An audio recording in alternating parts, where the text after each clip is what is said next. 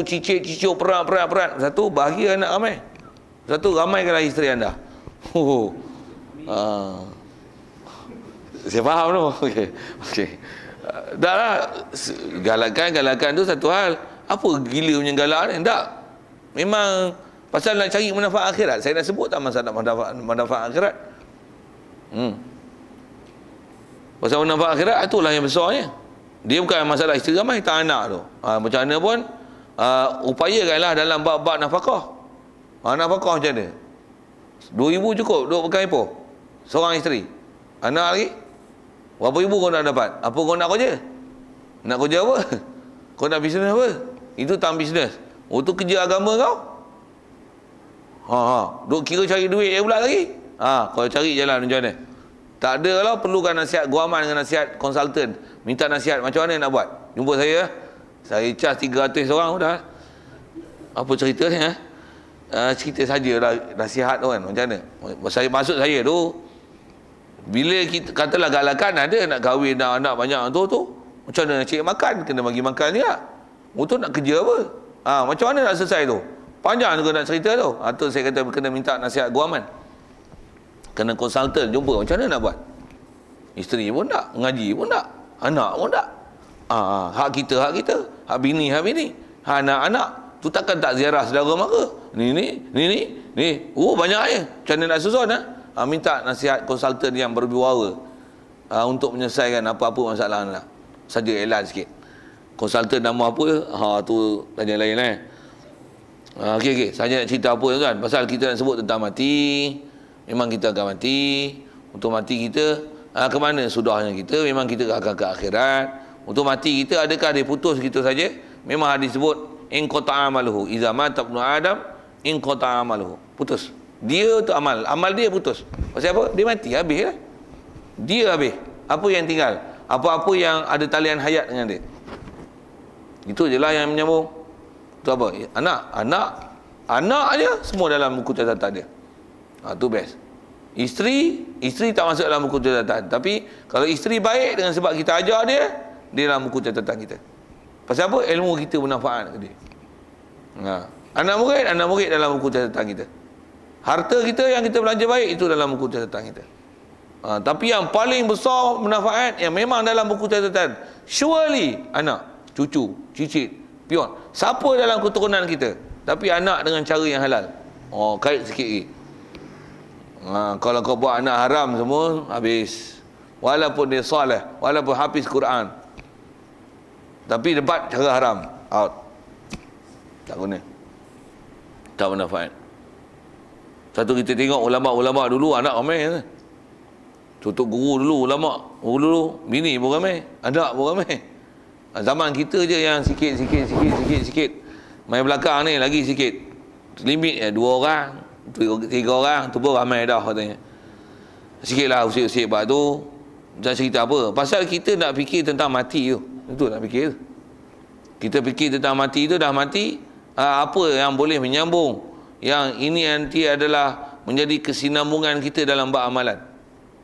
Yang dia masuk dalam buku catatan kita. Okey. Yang tu yang nisbah kita wajib beriman dan kena faham apa-apa itu. Macam mana nak buat. Satu lagi kalau sebut bab mati, kalau nisbah ilmu, kena belajar bab wasiat. Pasal kita cari harta banyak-banyak. Memang kita cari, kita kumpul. Yang kita belanja berapa banyak je. Yang banyaknya kita kumpul. Ada kumpul beli kereta, beli rumah, beli yang ni. Kadang-kadang mati, tak ada buat kebajikan. Kumpul kadang-kadang juta-juta, bilion-bilion. Sedekah RM10, RM100, RM1000. Yang simpan bilion-bilion. Macam mana nak supaya manfaatkan kata yang kita cari? Kaedah dia wasiat. Wasiat elok. Ni ada 3 bilion ni, kalau aku mati 1 bilion untuk pondok. Bagi 3, 1 bilion ni. 2/3 memang tak boleh usik. Pasal apa? Wasiat dia hanya ada power takat 1/3. Kalau 1/3, yang tu kita punya kuasa. Ada 3 bilion, boh bila bilion-bilion. Orang ni orang sebut angka bilion, walaupun kita ribu pun tak ada. Boh je lah bilion-bilion tu. 1 bilion tu bagi 3.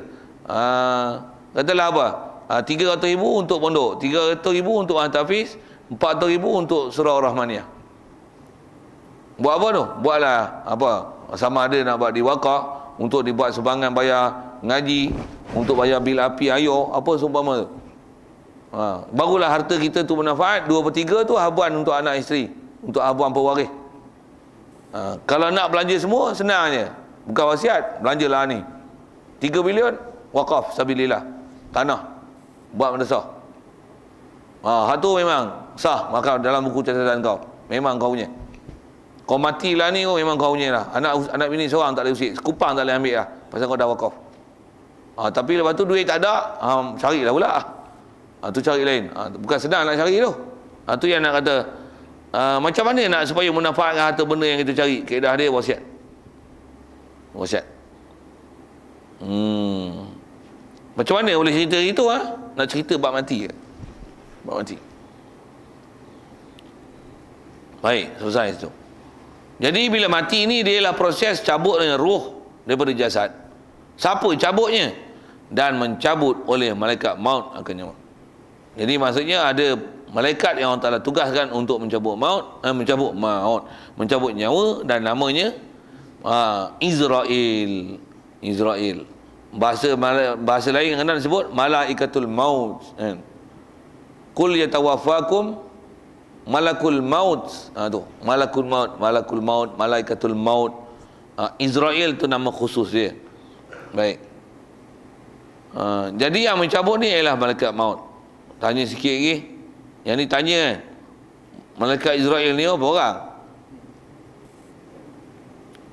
Ramai? Seorang je? Dah ke dia nak pergi cabut nyawa kata-kata lain-lain bantu dia. Ada pembantu pula, bukan dia seorang je ke? Jibril lah orang Jibril. Jibril seorang. Mikail seorang je ke? Bukan dia ada anak buah bantu-bantu dia ke? Dia seorang je. Semua ada bantu. Jibril pun ada pembantu lah. Biar penuh. Saja usik-usik pengetahuan kan. Kadang-kadang rasa macam dah lulus lah. Buat akidah ni, rupanya jeng ni. Keren ni. Rupanya berasas akidah pun jeng ni. Jibril apa? Seorang je Jibril. Mikail. Dia malaikat-malaikat yang besar-besar ni, seorang je.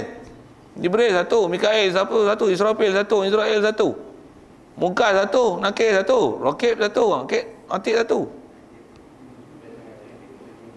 Bukan setiap orang ada Rakib dan Atidnya. Tak, Rakib satu. Tapi dia tulis semua. Dan ke? Bukan keupayaan kita lah, keupayaan malaikat lah. Tu saya tanya tadi. Boleh ke Israel cabut nyawa? Dan ke dia? Jepun seorang, Afrika seorang. Sikit isu-isu akidah je tu. Dan ke dia mencabutnya seorang? Dan macam mana? Dia terbang. Betul? Hanya Allah saja. Okey. Beriman tu cantik lah. Cuma kadang-kadang ada ulama kita ajar kaedah penaklukan, cari akal macam mana supaya benda tu boleh diterima dengan hati, dengan yakinnya bahawasanya tak ada syak. Memang malaikat maut walaupun dia satu, seorang, dia boleh buat semua urusan tu tanpa masalah. Kalau tuan-tuan bayang malaikat maut macam tuan-tuan, memanglah fikir pening sikit. Maksud apa? Jenuh berlari ke sana kemari lah. Tapi bayanglah tuan-tuan, ni semua alam cakrawala ni malaikat maut. Atas bayangan lah kan. Bumi kan tu. 10 orang macam mana? Mampu habis. Susah tak? Bukan gaduh berlari. Tuan-tuan bayang malaikat maut besar tuan-tuan. Satu duk mikir, walah susahnya. Dan ke? Lah. Saja saya sebut itu tuan-tuan, nak ajar apa? Ajar ulama ajar kepada kita macam mana kaedah nak gunakan akal. Apa yang kita kena akidah tu, nisbah kalau betul caranya, tak susah pun nak menerima pernyataan akidah dan fakta tersebut tentang malaikat maut ni seorang ni. Tak ada masalah. Okey. Nisbah malaikat maut tu selesailah situ. Takkan nak cerita tu je, cadangnya tu je. Macam mana pun soal kalau ada sekitar tentang kita sebut mati tu cabut roh, itu ada sakaratul maut, kemudian dipamerkan amalan kita. Lepas tu cabut nyawa ni adalah malaikat maut dan dia seorang. Ada soal?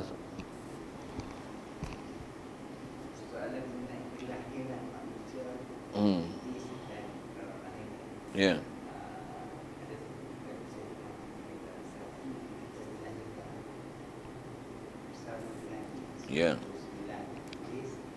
99 iblis. Okey, tak apa, sebut je. Apa tu? Malaikat. Ha.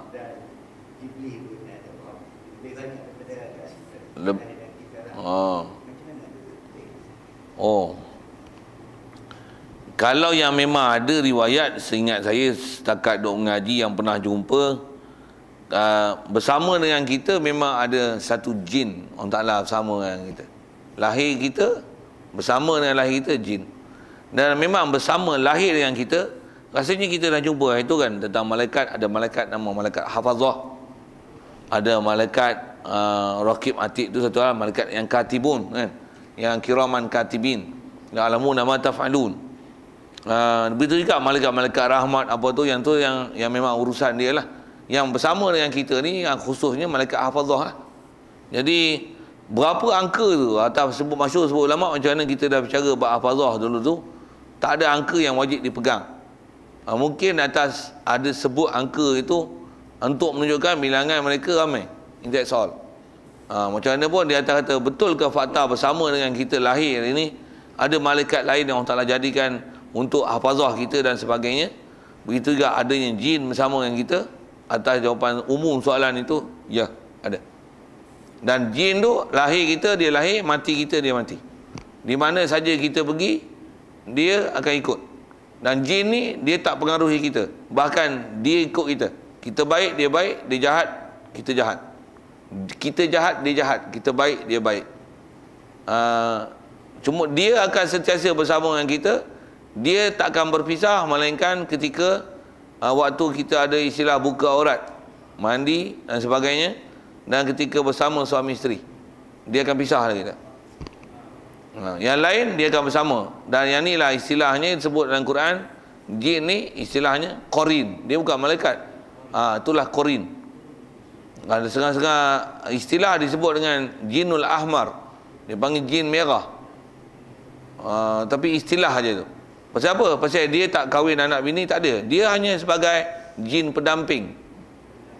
Jin pendamping itulah dia panggil qarin.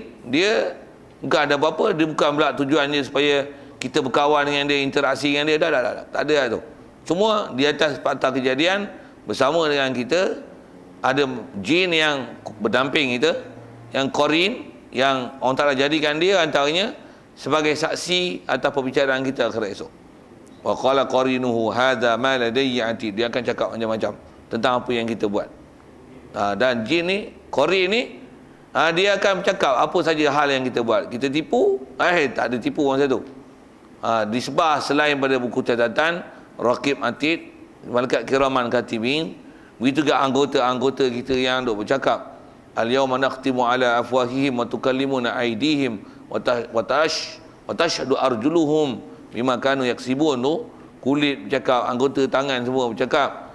Begitu juga malaikat qarin ada, malaikat ada, buku tulis ada. Mana mau lari?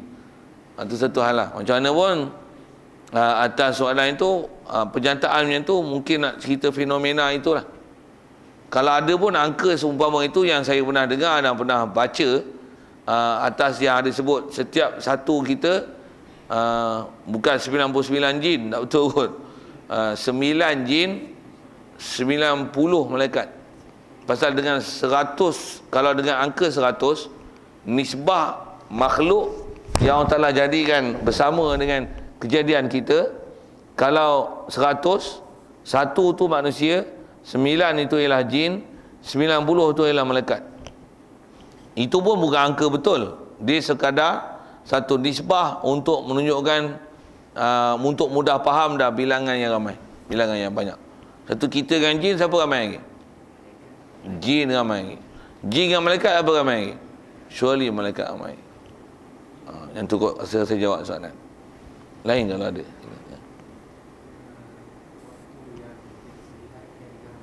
Ya.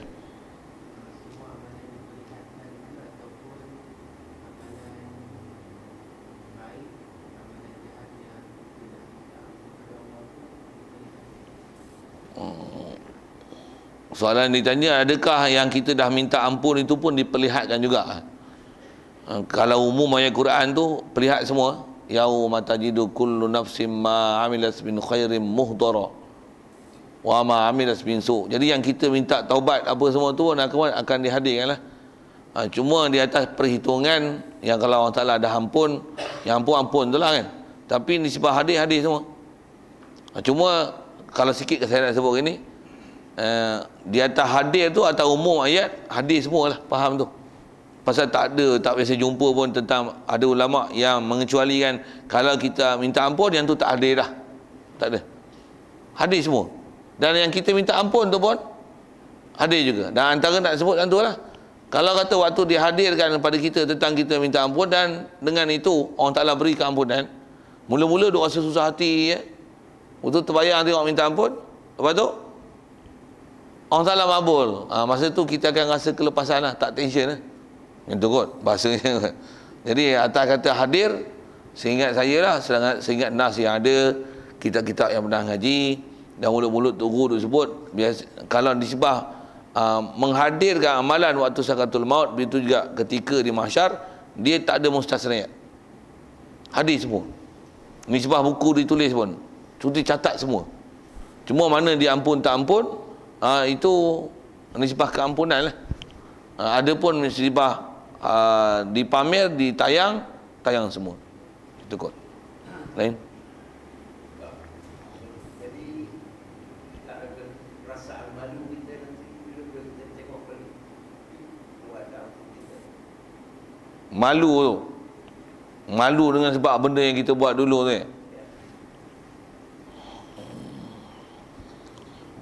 Nak jawab macam mana? Rasanya tak ada istilah malu-malu dah masa tu. Bahkan kita takut je nak malu benda. Nisbah malu kalau ikut memang ada riwayat-riwayat hadis yang sebut tentang bab malu tu. Pasal kita akhirat esok daripada mahsyar memang kita dipanggil beradab tu. Kalau kita orang salah, bayangkan makhluk daripada Nabi Adam sampai Nabi Muhammad, sampai berlaku tiup sangkakala pertama tu, semua makhluk tu akan tengok kita.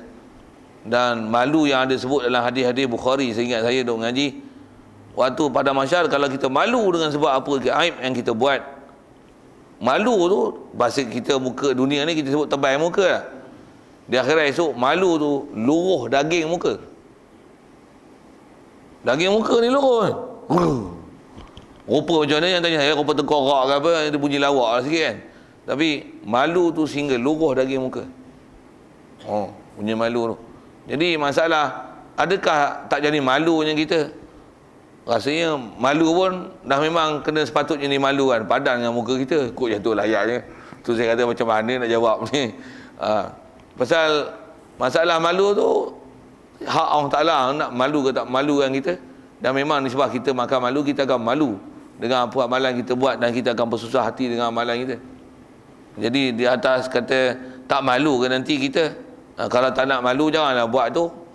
Dan kalau buat pun tobatlah, itulah kaedahnya. Itu kot, ya. Inilah dah terlanjur tu, kaedah dia tak ada taubat. Kaedah dia taubat je lah. Tak ada kaedah lain. Memang kaedah kita dalam syarat tak ada kaedah lain untuk kita jadi baik di atas apa-apa saja keterlanjuran. Sehingga keterlanjuran syirik dan murtad sekalipun. Cuma lembutkanlah hati kita, nisbah kaedah usaha ikhtiar kita, lembutkanlah hati kita, terimalah benda yang salah itu ialah salah, tarik baliklah apa yang salah, rujuk baliklah ke Allah Ta'ala. Lepas tu pulang baliklah apa zaliman yang kita buat, qada baliklah apa yang kita dah cuai dulu, mengakuilah, iktiraf je lah ke Allah Ta'ala. Itu je jalan kita. Pasal kita hamba, apa kaedah lagi kita nak buat nak baik, melainkan kena istilahnya mengaku dan iktiraf je lah apa yang salah. Janganlah tunjuk act kita. Yang tu kot, tambah nasihat sikit. Nisbah malu tu memang akan ada malu, hak Allah Ta'ala untuk dia nak malu dengan kita ataupun tidak. Yang tu kot. Ada soalan lain? Sahabat-sahabat sebelum Islam, ya. dia akan tayangkan juga tak? Sahabat yang sebelum Islam. Bagus soalan tu. Seingat saya atas sebut ulama atas mana tayang tak tayang tu, dia di atas tahap taklif yang balik. Kalau kata sahabat sebelum dia beriman, sebelum tu tak ada Nabi Rasul lagi. Jadi bila taklif datangnya hukum syarak yang sampai seruan Islam, situ dia punya beginning point pamer tu. Dia tu kot. Jadi yang mana hak lalulah. Kalau kata tayang pun tayang, tapi yang ni tak ada charge, tayang je lah. Pasal kita disebut tayang dan akan lihat amalan. Memang ada beberapa ayat Quran kalau nak sebut lain, antara sebut kata lihat amalan tu, walaupun sebesar zarah. Nisbah lihat, ya, cuma dia bermanfaat ataupun tidak, dia di atas taklif dan perhitungan nilai baik buruk tu. Antara lain ayat yang kita baca dalam surah Zalzalah tu, faman ya'mal misqala dzarrah syarran, khairan dulu kan sebut ayat tu. Faman ya'mal misqala dzarratin khairan, siapa yang beramal, maksudnya ada buat amalan, ada buat kerja, aktiviti. Faman ya'mal misqala dzarrah, walaupun setimbang zarrah. Zarrah ni ialah kalau asal bahasa Arab dengan mana satu benda yang sangat kecil saiznya. Walaupun hanya detikan lintasan hati. Nak pergi ngaji, nak ngaji lama sikit lah ini. Ada macam tu, sikit je. Walaupun sebesar itu, misqala zarrah khairan, apa akan jadi? Yarah. Yarah tu jawab dari faman. Yarah tu daripada ro'a yarahu, nescaya dia akan lihat. Perjetaan lihat tu, kita nak ambil fakta pada ayat Quran tu tentang mana? Tentang lihat itu. Setiap yang beramal walaupun sebesar zarrah, yarah, dia akan lihat. Itu khair. Begitu juga wa man ya'mal misqala dzarratin syarran, apa? Sama juga, yarah. Apa maksud yarah ni? Daripada ro'a yarah. Ro'a maksudnya lihat. Dia akan lihat akan amalan yang dia buat, syar atau khair. Jadi disebut lihat, memang lihat. Jadi yang kata pamer. Macam mana pun saya sebut tadi, kata bahasa ulama yang pernah tengok dalam sebut akidah, mula tayang tu daripada mula taklif. Kalau kata tak taklif sekalipun, daripada kecil, bayang nisbah lihat. Nisbah lihat. Cuma mana yang akan dihitung, tu di atas syar dengan khairnya. Dan nisbah ada taubat tak ada taubat, itu nisbah benda jahat. Kalau nisbah baik, ada tak benda membatal dia, riak, ungkit, ujub, takabur, adakah hak tu jadi batal pula. Semua tu akan dihitung dengan seadilnya, dan walaupun sebesar zarah. Itu kot. Lain kalau ada.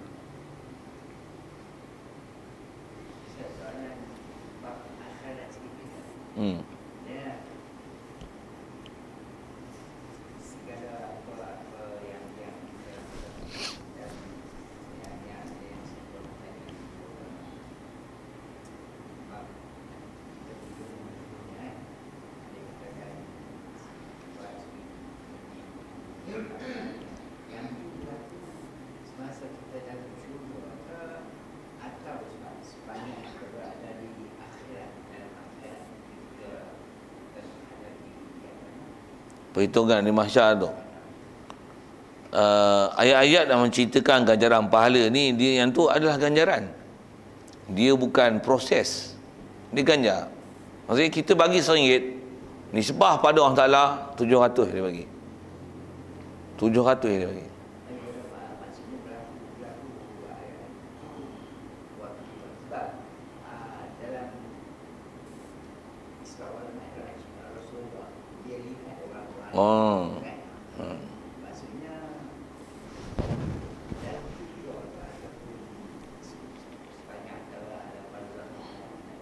Ya, bagus soalan tu. Itu yang kata tadi, yang kalau dalam peristiwa Isra Mi'raj pun, yang diperlihat pada Rasulullah, yang orang tadi ambil, dituai, hari ni tanam, hari ni ambil hasil, hari ni ambil, hari ni tak habis-habis kan. Ditanya oleh Jibril, kau tahukah apakah benda ni ya Rasulullah, ya Muhammad? Dia kata Allah wa rasuluhu a'lam. Jibril lagi tahulah. Jibril kata inilah satu bandingan kepada orang yang bersedekah harta dia fisabilillah. Jadi apa yang ditayang pada Rasulullah itu adalah satu tayangan bandingan pahala. Bukan maksudnya bila kita buat macam kita seolah-olah bercucuk tanam. Jadi kalau ikut yang tu Allah Ta'ala bagi cash, dia tu kata saya sebut dengan bahasa, dia bukan diproses, tapi sedekah je. Di sisi Allah pahalanya macam RM700. Kalau puasa, hak tu lagi besar pahala di sisi Allah, mengikut keikhlasan kita. Pasal semua amalan ada janji dengan angka-angka tertentu, ila saum, melainkan puasa. Fa innahu bi ana ajzi bi. Orang puasa tu kerana aku. Dia bertahan lapar dahaga kerana aku. Dia bersusah kerana aku. Wa ana ajzi bi, aku akan balas yang angka tu orang Taala tak pernah sebutkan. Dia akan bagi lebih pada 700. Yang 700 tu dasar yang kama sali habbatin ambatat sab'a sanabil wa fi kulli sumbulatin mi'atu habbah tu. Yang tu adalah isyarat harta 700. Ada angka zakat dan kinayah untuk menunjukkan banyak. Tapi kalau banding dengan puasa banyak lagi. Dia bukan proses tapi ganjaran, dan Allah Taala bagi cash lah. Yang tu kot. Jadi bila berlaku proses tu dia tak ada proses-proses. Allah Taala bagi cash. Yang tu kot. Rasa saya jawab soalan.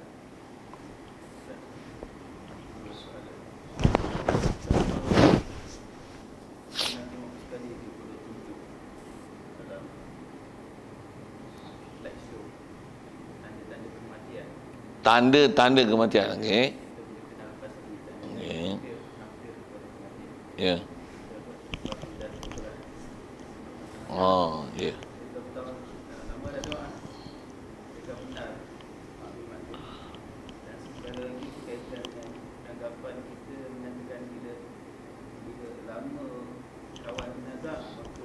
Terseksa. Oh, senang, mati senang je. Ya. Bagus soalan tu. Pertama adalah tentang ada orang sebut dengan tanda-tanda kematian. Dari segi benar tak benar, memang ada benarnya situ. Dan memang antara peraturan sabab musabab orang Taala buat, nak berlaku sesuatu dia bagi tanda. Kalau antara proses saya dah sebut sabab musabab yang ada orang Taala fokus dalam Quran, wa arsalna ar-riyaha busyran baina yaday rahmatih. Masalah kejadian hujan, orang Taala boleh turun hujan kelip mata tak? Boleh. Tapi orang Taala bagikan petunjuk dan dalil dia macam mana? Wa arsalna ar-riyaha busyran baina yaday rahmatih. Dia hantar angin dulu. Tengok macam nak hujan ni. Okey. Hujan, awan, angin, awan, mendung dan sebagainya. Jadi kalau mati pun sama lah. Biasanya ada tanda. Walaupun ada yang tak ada tanda, macam mana? Hujan kadang-kadang tak ada tanda. Putus beliau tak ada tanda, mati tak ada tanda. Kalau yang atas jalan biasa ni, yang bukan mati terkejut apa, yang tu biasanya akan tanda lah. Mula-mula tengok lo, janggut ada putih lagi. Ada lah. Dulu ada misai tak? Tak ada. Ada misai tu dah tua lah tu. Maksudnya berumur lah tu. Tu tanda nak mati lah tu. Sajalah saya gurau-gurau gitu kan. Saya pun keluar putih-putih ni, perang sikit. Tu kena cam lah tu. Tu tanda-tanda mati lah. Dulu tak ada misai, tumbuh bulu. Sudut berasa besar tu satu hai. Jangan tak tahu bila besar mati lah tu, dekat lah tu. Cuma kita tak berasa kot tu lah kan. Nampak janggut putih, hai. Kadang-kadang cuba nak hitamkan dia. Tu kona sikit. Sorry lah, kona. Nak asal nak sebut je lah. Adakah tanda ya? Bahu jatuh, hidung jatuh kan. Cuma adakah boleh diiktikad? Kadang-kadang bab iktikad tu jaga sikit. Pasal dia tanda. Kita tak iktikad, itu atas jalan adat dan ghalib. Itu atas jalan proses lah. Tengok hujan tu angin kuat, hujan kan? Kadang tak hujan pun. Kadang awan gelap, tak ada hujan pun. Kadang-kadang tak gelap pun, hujan turun. Kelang kabut ambil kain. Nak cerita apa ni? Dia proses adat yang tak diiktikad. Tak pula kata ni hidung kau jatuh ni tak lama ni mampu ni. Hatta kalau ikut dari sisi kaedah kita beriktikad ni, ada orang pesakit-pesakit yang kronik adalah itu kanser dan sebagainya. Doktor kata you mengikut kiraan saya ada umur lebih kurang ada 12 hari aja.